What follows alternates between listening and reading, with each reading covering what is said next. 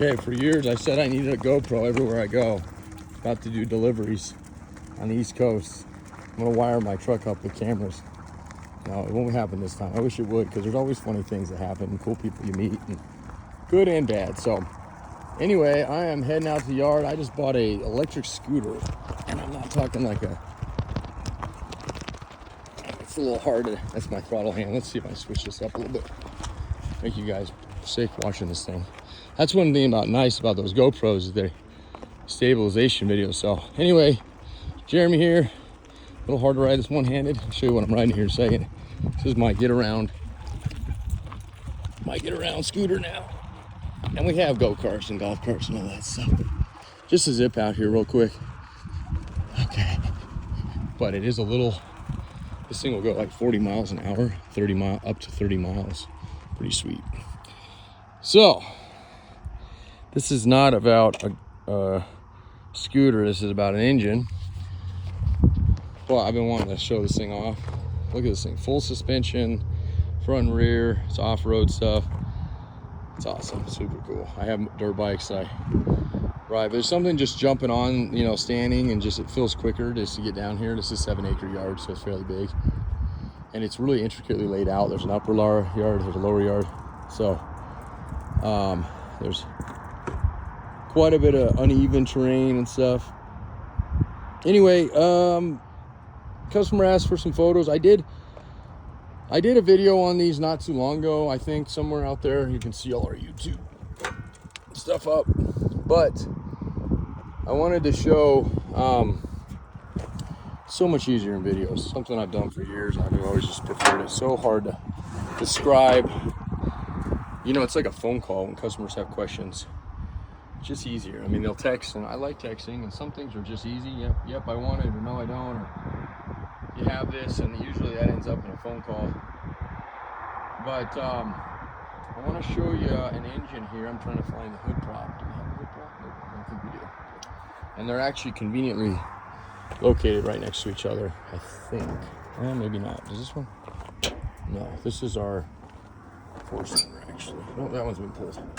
So this is the one here, and then the other one is up here. We'll walk up to that in a second. So 8142.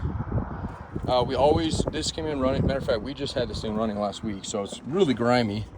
But who gives a crap about grimy? And I'll tell you why. One, we'll clean it for you. Two, I have this old saying.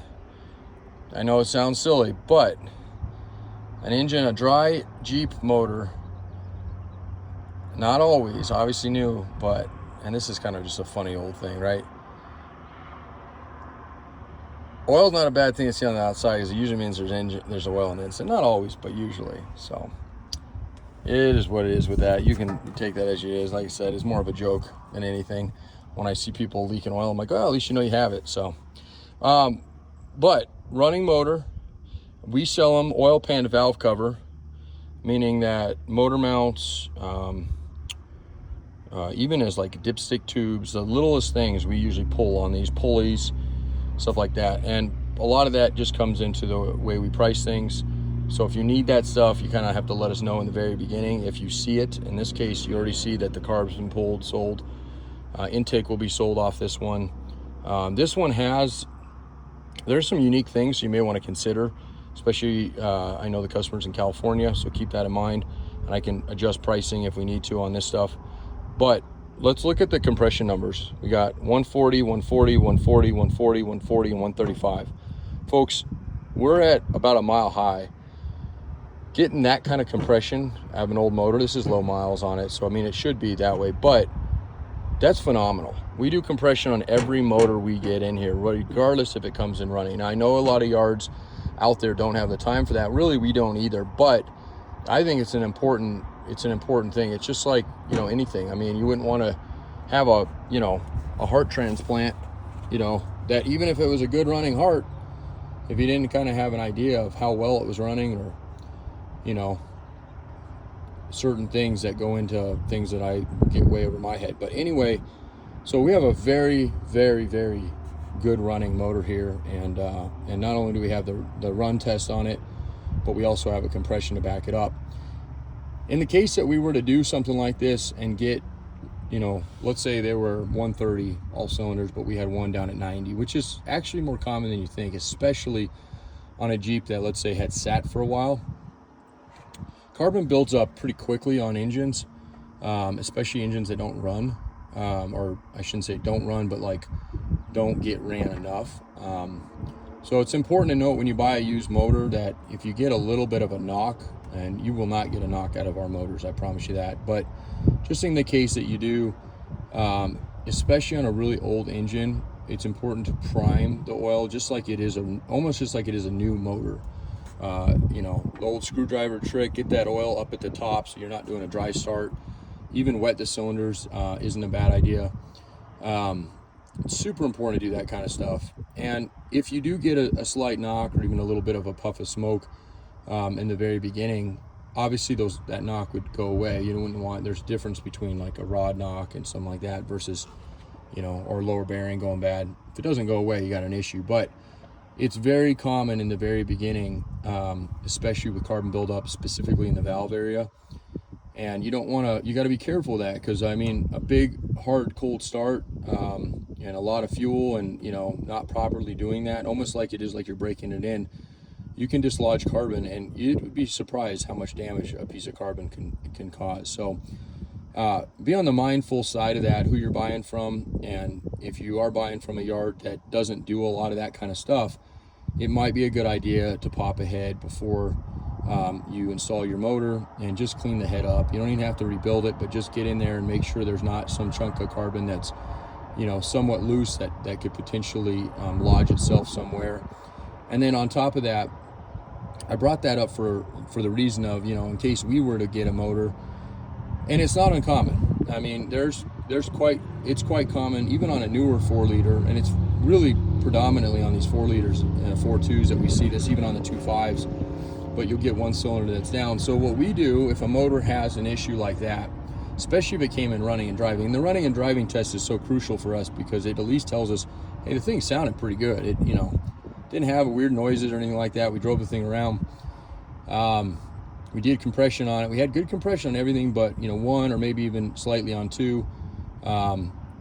And good compression on a used motor doesn't have to be 140. I mean, that's awesome. That's what you want, but it could be 115 all the way across and still have some life left in it. Obviously, it's getting a little more tired when you get down in those lower numbers, but that doesn't mean it's not going to be, you know, for what you're looking for, a good motor. And if you want, you can always, you know, do light builds on them. Even just the heads, you can sometimes clean up enough and bump compression up. So, but again, in the case that you were to get an engine from someone else and you do compression and you get a low cylinder, I'm not going to go through the procedure, but I'm going to tell you about it and what we do. So what we do immediately after compression comes back, if compression comes back, and we usually like a variance of 5 to 10. 5 is obviously better. When that means is like 140 to 135. That's within spec as far as what we go. And even a drop in 10 would be okay. And that actually could improve just by running it. But what we typically do if we had like a 140 and a 115, for example, or lower than that, is at that point it gets a leak down. For those of you who don't know how to do leak down, someday we might do a video on it, but we're really not a how-to yard. We're more of a parts yard, and we do service work here. You can find, I'm sure, hundreds of videos on how to do leak down, but one of the biggest things that people don't do correctly on leak down, and I didn't do until I was taught the right way, is to get the rockers loose and everything up there. So essentially, the leak down is telling you where are you losing the compression. Now, compression lost in the top end, which would be exhaust valve, intake valve, somewhere in there, then you know somewhat. Now, if you have that happen, you don't necessarily know you're losing compression in your lower end as well. So it can be a little discerning.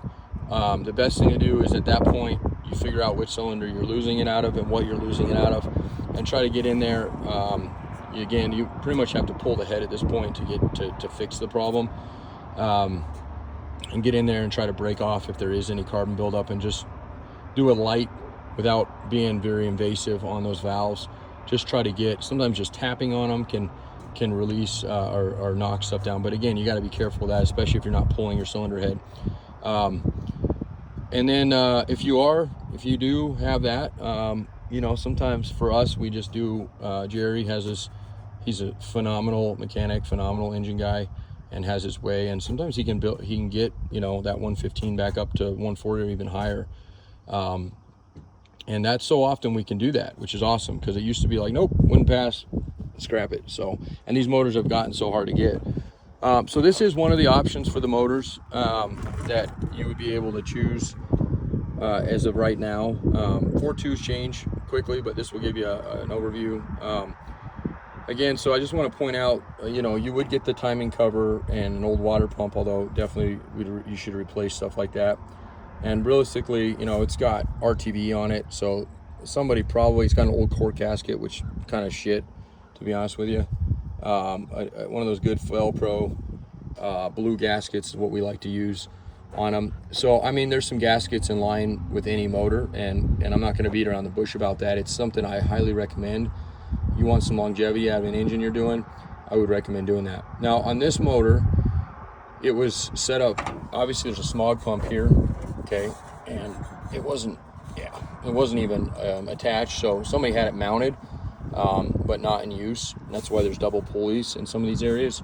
So this smog pump wouldn't come with it anyway, nor would this bracket here, or that intake or that exhaust manifold. But for the gentleman that's in Cali, because this engine ran, because this engine has good compression, and you're in California, and I'm positive, you'll have to correct me if I'm wrong, unless you're running emissions somewhere else, but you're probably going to need these injection tubes. They almost always break pulling them on these exhaust manifolds, so we don't do that. We keep them together. We can pull them from the head, and we will do that. If you just say, hey, I don't need them, that's no problem. We do charge some money for these things. They are hard to get. This one's in pretty good shape, the little bell crank over there, or bell shaped, whatever you want to call them. This goes to another piece that runs down to what would be a cat. And then we just plug this up with a bag. It's got a hood on it anyway, so but that way nothing gets in it. And got even a pine cone in this one. A couple things that when we pulled this off, but again, this motor did run and drive. I might even have a video. I'm not 100% on that. Sometimes we try to do them, but this one came apart really quickly because we needed the tranny out of it. And so it's not going to be running now. I don't want, you know, sometimes people are like, well, if I can get it running, you know, well, we already had it running. Okay, you're going to have to trust us on that. And if you don't, I'm not going to sit here and try to convince you to trust us. It's something that's for each and everybody to make up their own decision.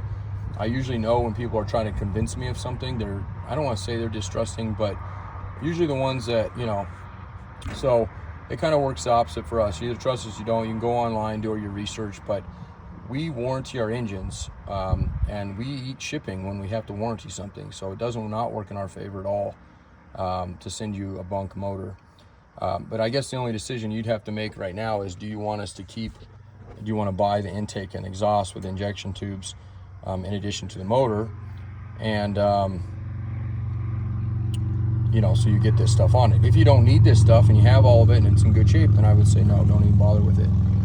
We'll just send you the long block, again, valve cover to oil pan. Okay, so that's a long runabout. I'm not going to do nearly as much of a detail on this next motor. I don't know, I know this one came in. The next one I'm going to show you is a little bit older, and let's just briefly talk on that real quick. So 4.2s are 4.2s, right? Well, that's kind of what I went with for years. And as they sit in the motor, as they sit in the Jeep, that's pretty much true. There's a couple things you got to watch for on a 4.2 or a 232, the ones that you also find out there.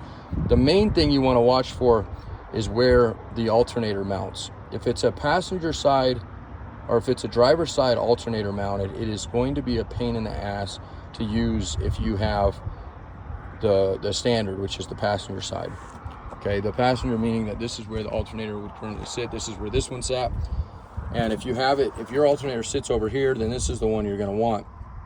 You're going to want to stay away from that driver's side alternator, and especially if you're running power steering, because it completely throws power steering on these units. So, and usually power steering does mount to where the smog is mounted, and then if you have smog, it's mounted in different locations. So this one did not have power steering on it, but it has the holes and everything to mount the power steering brackets.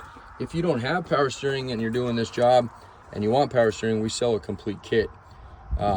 It's bolt-on and it's factory. It's what they came with. So we basically find a Jeep that had it and pull everything off of that one.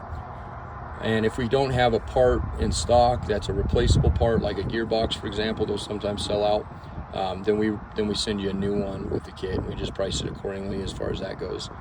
But so that's the big difference on those. Then the other thing that I learned recently is that 258s aren't all created equal. There's a couple weird things they did on these. It does not matter if you're buying the whole block from us as a running motor and just going to plop it in.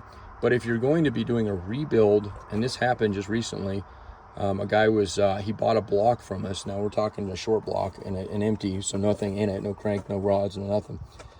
And his Jeep was an 84. We sent him an 84 block, which should have worked. Then we ran and he called us and said, hey, machinist is telling me my push rods, my head bolts, there's some things that are different. I said, all right, text me a picture of your stamp right here. And he did, and we ran that, and it came back at being a 79 block. So, and that's not uncommon. Somebody swapped his engine out at some point. The issue with that is the 79 block and the 84 block are slightly different enough, again, not as a running wise, not as a plug and play wise, but as a building block wise, that he could not use any of his parts. Very, very few parts transferred over, and that became an issue for him because he was going to have to spend a lot more money on just, some people are going to replace push rods. He clearly wasn't, or maybe he had already bought a set for his old one, thinking that he had an 84. Anyway, there is some differences. The main thing that I would say is a selling point is that this is kind of your standard crank in this one. It's I believe this is a 6 counterweight. I think 4 or 6, I can't remember, but they're somewhere in that line. They're the crank that you build strokers out of. That's why you hear about them. They're really nothing else to do with anything. Well, there is. I mean, obviously there's the more counterweights, the more maybe low in grunt, maybe lower in torque you're going to have. So there's an advantage on an older block. Older blocks have the 12 counterweight, and they're kind of rare. They're getting more and more rare, and they're getting very expensive just to buy one. I mean, nobody's remanufacturing those right now, at least to my knowledge, or wasn't just a few months ago. So this one is just going to be your standard mill, run-of-the-mill 4.2 crank that you see out there. And it'll run like what you have in there right now. The only thing about this little scooter is it locks itself down, so it's kind of cool because it got a password on it. But and I got to finish my truck because I'm trying to get out of here, go East Coast today.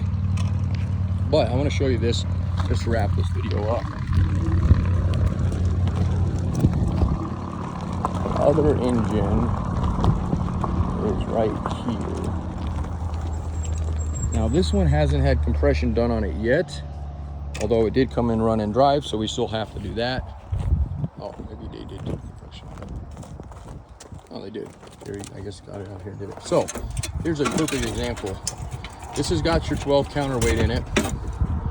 All we've done is compression, and what this one does need is a leak down, and I'll show you why. So our variation, we got 135, 105. So right there you got too much variation there. Okay, 105, 120, 125, 120, and 100. So we got this guy, and even this guy back here really kind of out of sync with these three. Because this thing ran well, again, this is probably a perfect example of we'll go into the head. Well, before we go into the head, we'll loosen everything, do a leak down, hope that we are getting loss of compression out of our valves, right? Because if it doesn't come out there, then there's only one other option it can be, which is your bottom end. That's your pistons. So we'll do that first and see where it's coming out. We're going to do that before somebody could, in theory, do a deposit on this motor. The only advantage of doing a deposit on this motor without knowing those is if it comes back just shot, like the bottom end shot, then we can cancel it. So that's one. It gives us a little bit of a cash flow to say, hey, let's take the time and do this.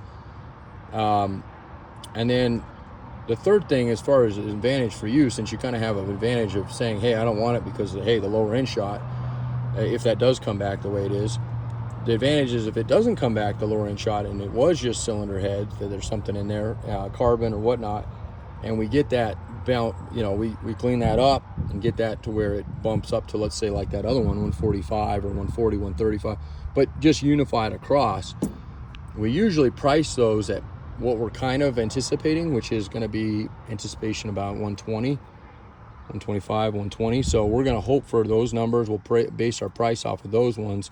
If indeed it comes back that the intake or valves are leaking the compression, and if we bounce it back up and it bounces back up to 120, 125, 120, somewhere in those areas, then we price it correctly. If it bounces back up to 145, we could have got a little bit more for it. You're locked in at the lower of the two prices. So that's kind of nice. Otherwise, these sell quick enough that once that one sells, we will have the time and we'll do this on our own. And then if it does, if we can get it bounce back up on numbers, we're good to go. So a little bit there to think about as far as kind of an advantage. It's the same thing we do on pre-dismantled tubs, frames. We don't know exactly what we're looking at. We lock in pricing on that stuff. And if it ends up being better than we thought, then you've saved some money. If it ends up being worse, then we just get you out of it and go to something else. So that's the option on this one. Now, the advantage of this one, and really the only reason I would even say that's something I would think about, is that this happens to be a 78, a factory 78. We have numbers matching, and this one will have that 12 counterweight. So for somebody that's wanting to do a stroker eventually, or whatnot. Now, hypothetically, this thing, let's say the heads are not where there's no valve, there's no intake losing compression. Cylinder heads, the pistons are where we're losing, the rings are where we're losing compression. At that point, this is going to get cored, and I almost 100% know why, because that crank alone in there is worth almost what we sell a whole motor for on one of these things, as far as like a good core. So like a good core running, so we sell cores sometimes that run, they just tell you it's low compression. This would be an example. If somebody said, hey, I'm going to be rebuilding this thing, I don't really care, I'm just glad that it ran, and the numbers aren't what I want, but I'm going to be building it anyway, no big deal, then we actually lower the price anyway. We don't do any leak down, and we sell it to you as is, and then that price is obviously less than what we normally get for a good compression running motor. I don't like to do that on these, but I will. So somebody's really, hey, I'll take it right now, we don't have to do much, we'll do that. But again, the ones I hate doing it on is this particular one, because of that 12 counterweight, and this motor with 145 will pull another 700 over that one. So something to consider. Okay, again, the alternator bracket, the alternator itself, the intake, this is the early intake. You can tell the early intakes apart from the later because they're cast iron versus cast aluminum. Okay, this one's got a full header stack on it. It's got single barrel carb, whereas the double barrels they did on the later ones. So the only thing that we sometimes will include, and we'll tell you this in the beginning, if you're buying the whole long block, is occasionally the crank pulley, especially on these counterweight, these high counterweight ones, because they really do kind of go hand in hand.